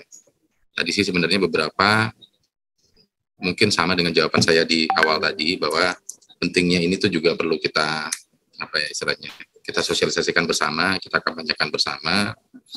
Nah, sebenarnya kalau dari setting atau dari segi pengaturan yang kita buat, itu sebenarnya ini semua sudah bisa menggunakan dana BOS. Dan salah satu keyword yang masih saat ini menjadi tantangan kita bersama adalah BOS itu adalah dana bantuan operasional sekolah. Jadi ketika terminologi itu dibilang bantuan, dan tadi sudah di-highlight oleh Pak Kepala Pusnas ya, Pak Syarif tadi, ini kan juga sudah pembagian otonomi ya, kewenangan. Jadi sampai sekarang kami juga terus mengencourage, kami tahu pasti bahwa BOS itu salah satu hal yang sangat penting untuk pendanaan sekolah, tapi kami yakin itu mungkin tidak mencukupi 100%. Dari studi-studi yang kami siapkan, kami juga lakukan, itu gapnya cukup jauh. Misalnya saat ini SMA rata-rata 1,6 ya juta per kepala per tahun. Itu mungkin kalau dari studi kami butuhnya mungkin 5 jutaan gitu. Nah sehingga kalau bayangan saya yang pertama adalah tentunya dengan pendidikan ini menjadi kewenangan urusan wajib daerah, maka tidak mungkin semua tagihan ini bisa diselesaikan oleh pusat. Terlepas kita ingin, kita mau gitu, tapi dalam konteks memenuhi semua ini, tentunya tidak mungkin kontribusinya tidak hanya dari pemerintah pusat. Jadi ini yang kami juga terus komunikasikan daerah untuk bisa mengalokasikan BOSDA atau BOP daerah untuk bisa mensupport dari banyak kantong supaya sekolah ini lebih punya ruang gerak gitu. Kami paham bahwa ini hal yang sangat penting, tapi tentunya kalau kita ada di sepatunya kepala sekolah, mungkin pemikirannya juga banyak hal juga yang perlu dipikirkan. Misalnya kalau toilet bocor, nanti gimana nih siswanya? Masa buang air ke kebun gitu kan nggak mungkin juga. Itu juga pasti hal yang sangat penting. Kalau sekolah belum bayar listrik, gimana gitu kan. Jadi pendanaan ini memang menjadi hal yang sangat penting. Tadi kami juga sudah berupaya dalam konteks unit cost-nya majemuk supaya lebih besar untuk daerah butuh. Tapi faktor pendanaan ini juga sangat penting menurut kami, kontribusi dari Pemda. Lalu terkait pentingnya ini juga perlu dilihat juga, saya sepakat ini bahwa akreditasi kadang-kadang tidak bisa menjadi satu-satunya indikasi kesuksesan gitu ya, tanpa dilihat kualitas layanannya. Ini juga sangat penting, mungkin nanti dikombin juga dengan pemanfaatan pembelajaran di sekolah. Nah, kalau untuk penggunaan dana minimal 5% ini, jujur dari kami tidak ada ini ya sebenarnya, tidak ada pengawasan, tidak ada apa-apa gitu. Karena sejauh ini kebijakan Merdeka Belajar itu mendorong fleksibilitas. Jadi justru bukan malah minimal 5%, malah kalau memang dibutuhkan lebih ya silahkan gitu. Nah ini yang mungkin perlu, setuju sekali, ini mungkin perlu kita komunikasikan lagi, apakah sekat-sekat ini perlu kita timbulkan lagi, atau justru yang paling penting kita buy-in ke Pemda dan juga ke kepala sekolah, supaya ini bisa menjadi satu hal yang sangat penting. Dan saya tidak tahu bagaimana mengistilahkannya dengan baik gitu, cuman dalam benak saya, sekolah itu adalah satu institusi, di mana di dalamnya itu adalah satu kesatuan. Nah, dari banyak diskusi hari ini memang ini ya agak terlihat silo-silo gitu, seakan-akan pustakawan itu adalah pustakawan, kepala sekolah adalah kepala sekolah, padahal pada sekolah yang sama gitu. Ini yang kami mungkin perlu melihat lebih jauh lagi ya, seperti itu gitu. Padahal harusnya kan semuanya ada dalam kepentingan yang sama ya. Jadi mungkin secara garis besar itu sih, mungkin pendanaan dari pemerintah daerah itu juga perlu kita tingkatkan, karena ini adalah urusan wajib dari pemerintah daerah. Lalu yang kedua terkait pemanfaatannya, ini mungkin dengan adanya kurikulum yang sedang disosialisasikan kemarin, kurikulum Merdeka gitu ya. Ini mungkin secara mandiri dulu belum diwajibkan, itu juga substansi di dalam kurikulum itu lebih banyak pemanfaatan-pemanfaatan yang akan terkait dengan perpustakaan atau project based learning, pojok baca, yang mungkin bisa meningkatkan fungsi dari perpus itu sendiri. Mungkin itu dari saya Pak Agus, terima kasih.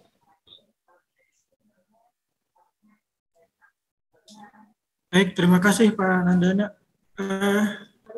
Selanjutnya mungkin Pak Ami bisa memberikan jawaban, Pak Ami.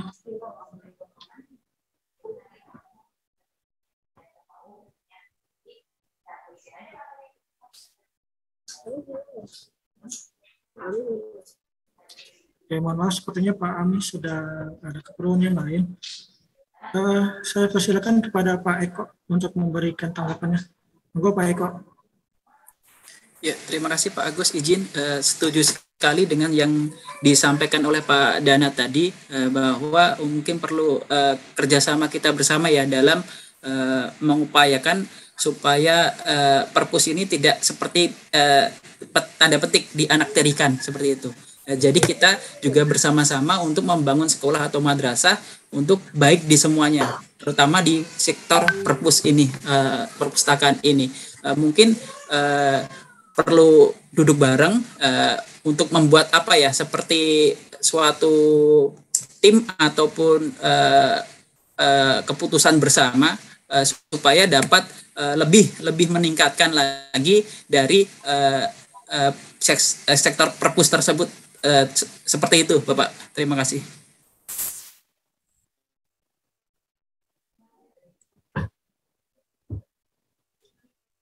Ya, baik. Pak Eko, terima kasih banyak. Ibu Bapak, mohon maaf, ini ternyata para panelis kita sebagian besar sudah ada keperluan yang lain untuk ada yang rapat dan sebagainya. Jadi mohon izin para panelis kita untuk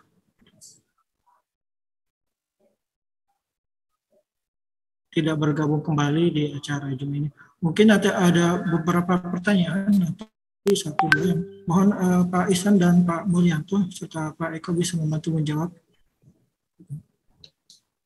Saya ucapkan terima kasih kepada Pak Nandana yang sudah bersedia bergabung di acara FGD pada hari ini. Insya Allah Pak Nandana, kami akan tindak lanjuti permintaan Bapak. Mungkin kita akan mengadakan FGD lagi Pak, lanjutan. Dengan melibatkan Bapak tentunya ya, dan juga tadi kalau masalah akreditasi, kami akan mengundang unit kerja yang menangani akreditasi. Di tempat kami ada Direktur Standarisasi dan Akreditasi Pak, insya Allah kita akan FGD juga dengan melibatkan teman-teman dari desa. Begitu Pak Nandana, terima kasih Pak. Terima kasih banyak, mohon pamit. Baik. Kita juga masih belum bisa terhubung teman-teman dengan Pak Amih, mudah-mudahan Pak Amih masih bisa bergabung dengan kita. Sepertinya ada kendala teknis. Jadi baik, mungkin Mas Dian bisa ditampilkan satu pertanyaan lagi Ibu Bapak. Sekali lagi mohon maaf karena narasumber kita sedang berkeperluan lain. Silakan Mas Dian.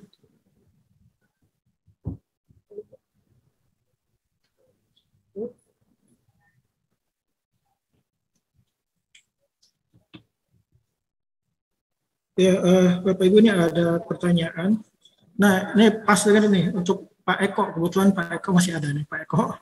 Pertanyaannya dari Pak Muhammad Kusyairi dari Satuan Pendidikan Muadalah. Pertanyaannya, sudah 2 kali pendidikan kami belum mendapatkan BOS, di mana pendidikan kami di bawah naungan Kemenak. Nah, ini Pak Eko, kira-kira bagaimana nih Pak? Silakan Pak Eko. Terima kasih Pak Agus. Izin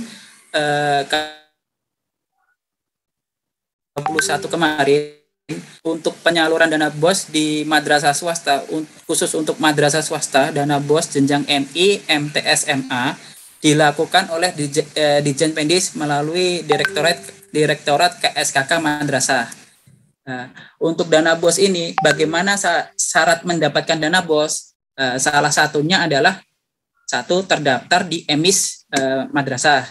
Yang kedua, update EMIS tersebut, dan yang ketiga, ijob atau mempunyai izin operasional maksimal minimal 1 tahun. Jadi kalau alokasi BOS 2021 untuk izin operasional tahun 2020 belum berhak mendapatkan dana BOS sesuai dengan juknis yang telah kami terbitkan.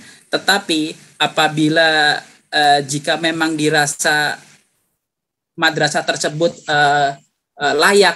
layak dan untuk mendapatkan dana BOS, maka untuk tahun 2022 ini pada tanggal 22 November 2021 kemarin, Direktur KSKK telah menerbitkan surat terkait untuk verifikasi di Kankemenak Kabupaten Kota. Jadi tim Kankemenak Kabupaten Kota bisa mengajukan usulan kepada tim pusat jika ada madrasah-madrasah yang dianggap layak tetapi masih terlewat untuk mendapatkan dana BOS. Itu masih bisa diusulkan. Begitu Bapak, atau mungkin kendalanya kenapa ya, karena tidak dijelaskan alasannya, atau bisa melapor ke kami. Kami juga menyediakan tim live agent untuk membantu menjawab pertanyaan-pertanyaan seputar BOS tersebut. Terima kasih. Ya, menindaklanjuti Pak Eko. Tadi yang bertanya Pak Hoseri, apakah masih ada di forum ini? Silakan resen Bapak.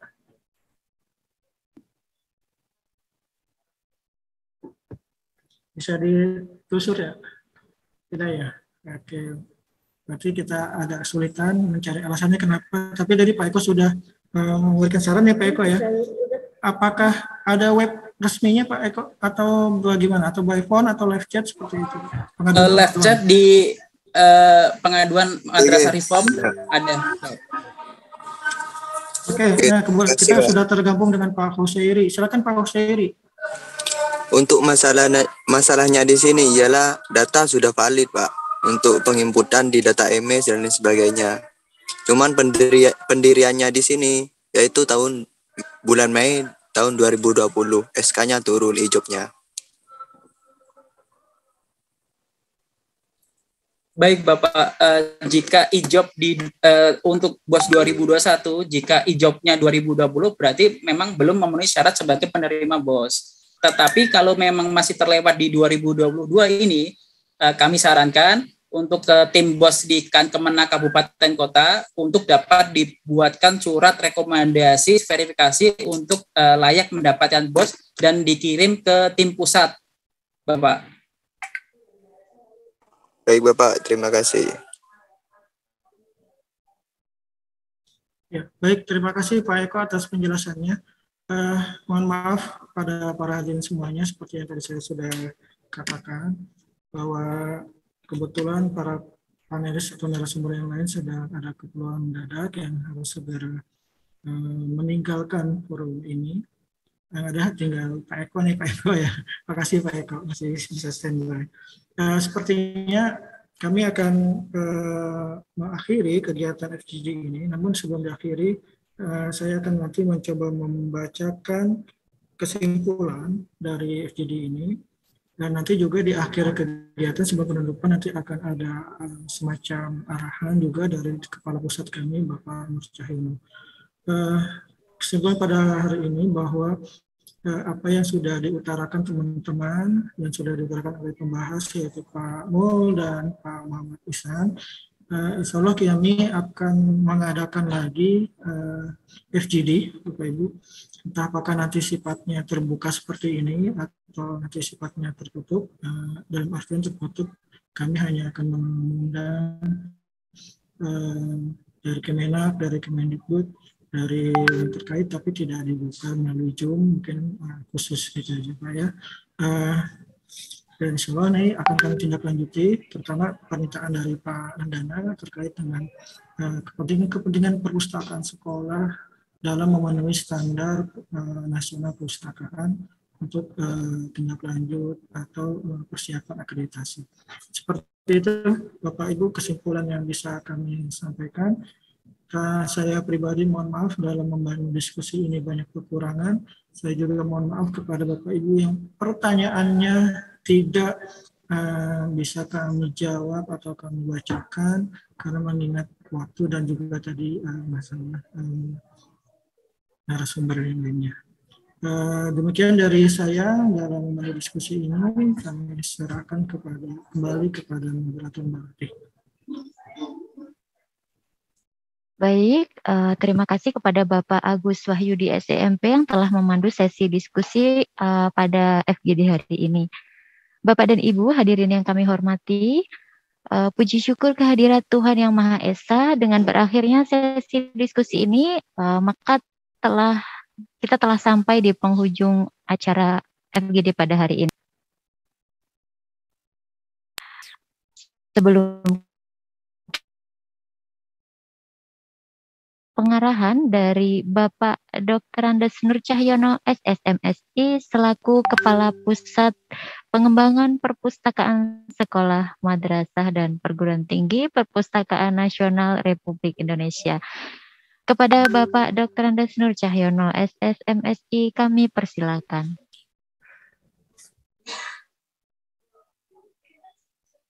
Baik, terima kasih Bu Ratih. Assalamualaikum warahmatullahi wabarakatuh. Selamat siang dan salam sejahtera buat kita semua. Bapak Ibu yang kami hormati, luar biasa pertemuan kita pada siang hari ini. Dari awal tadi kami mengikutinya. Sepertinya teman-teman pustakawan Sekolah Madrasah Indonesia sangat antusias sekali di dalam mengikuti seminar kita hari ini. Tadi sudah sempat kerekam 1.800 orang, sekarang turun lagi 1.400 orang yang mengikuti acara ini.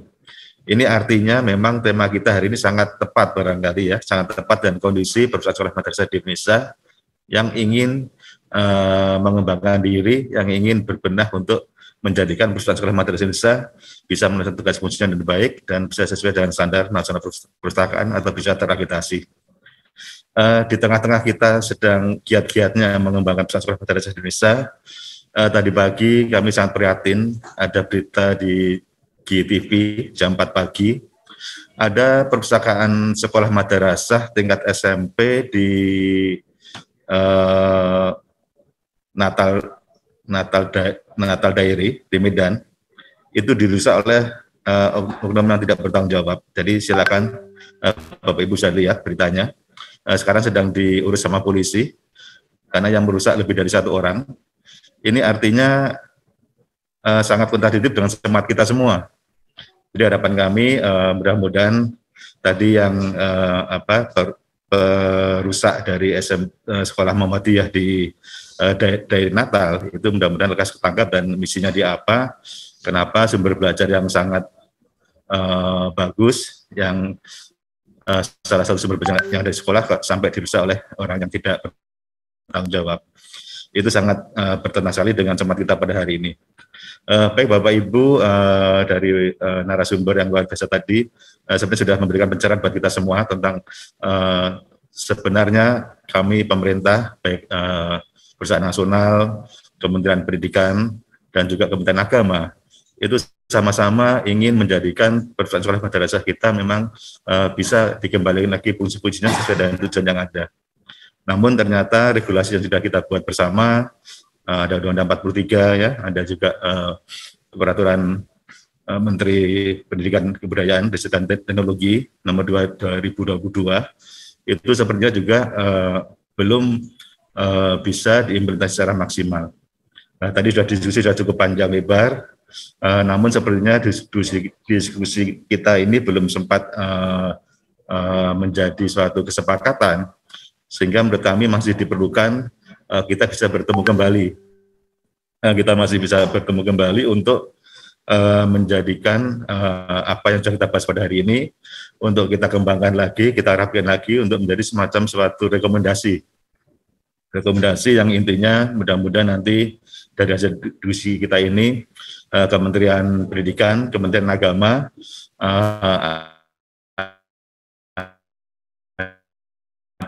untuk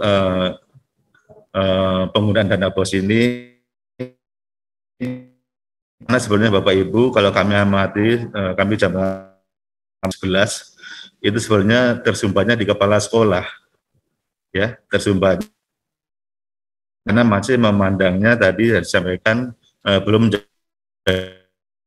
Namun kami melihat secara nasional ini sebenarnya harus menjadi kebijakan yang harus diambil oleh kepala sekolah untuk untuk mengembangkan perusahaan sekolahnya. Jadi Bapak Ibu, kami mohon nanti masih ada pertemuan lagi untuk merapikan inventarisasi masalah tadi, untuk ada rekomendasi dan nanti tindak lanjutnya tentunya ya kami mohon Bapak Ibu yang di Kementerian Pendidikan, Kementerian Agama, dan juga nanti Bapak Ibu di Dinas Pendidikan Provinsi dan Kabupaten Kota yang mengurusi SD, SMP di Kabupaten Kota dan SMA di provinsi, itu akan sama-sama dengan kita untuk mengawal agar dana BOS kita ini memang digunakan oleh kepala sekolahnya untuk salah satunya membiayai untuk perusahaan sekolahnya.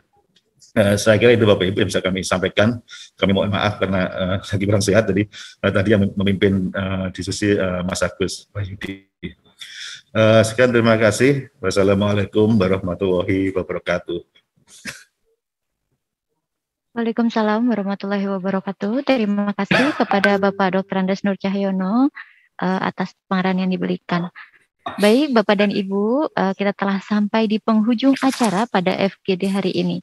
Melalui acara fokus group discussion ini diharapkan dapat melahirkan sebuah pengembangan kebijakan, manajemen program dan pelayanan publik untuk mencapai tujuan penguatan kelembagaan perpustakaan sekolah madrasah di Indonesia dengan pemanfaatan pengelolaan dana bantuan operasional sekolah atau dana BOS secara optimal dan tepat sasaran.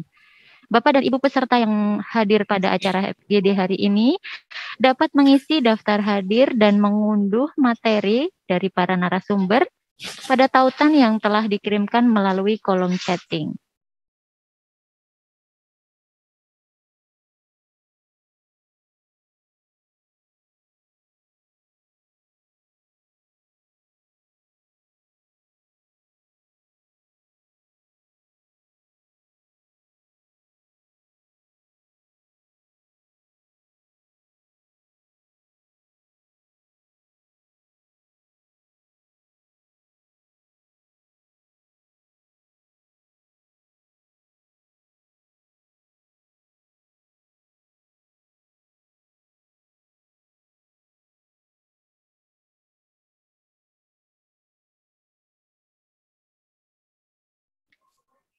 Bapak dan Ibu, mohon izin saya tutup dengan pantun.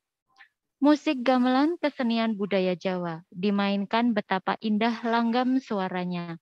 Maju terus perpustakaan Indonesia, sukseskan pendidikan, cerdaskan anak bangsa. Terima kasih, saya selaku pembawa acara mewakili seluruh panitia yang bertugas mengucapkan permohonan maaf atas kesalahan dan kekurangan dalam pelaksanaan acara. Terima kasih atas kehadiran Bapak dan Ibu. Wassalamualaikum warahmatullahi wabarakatuh.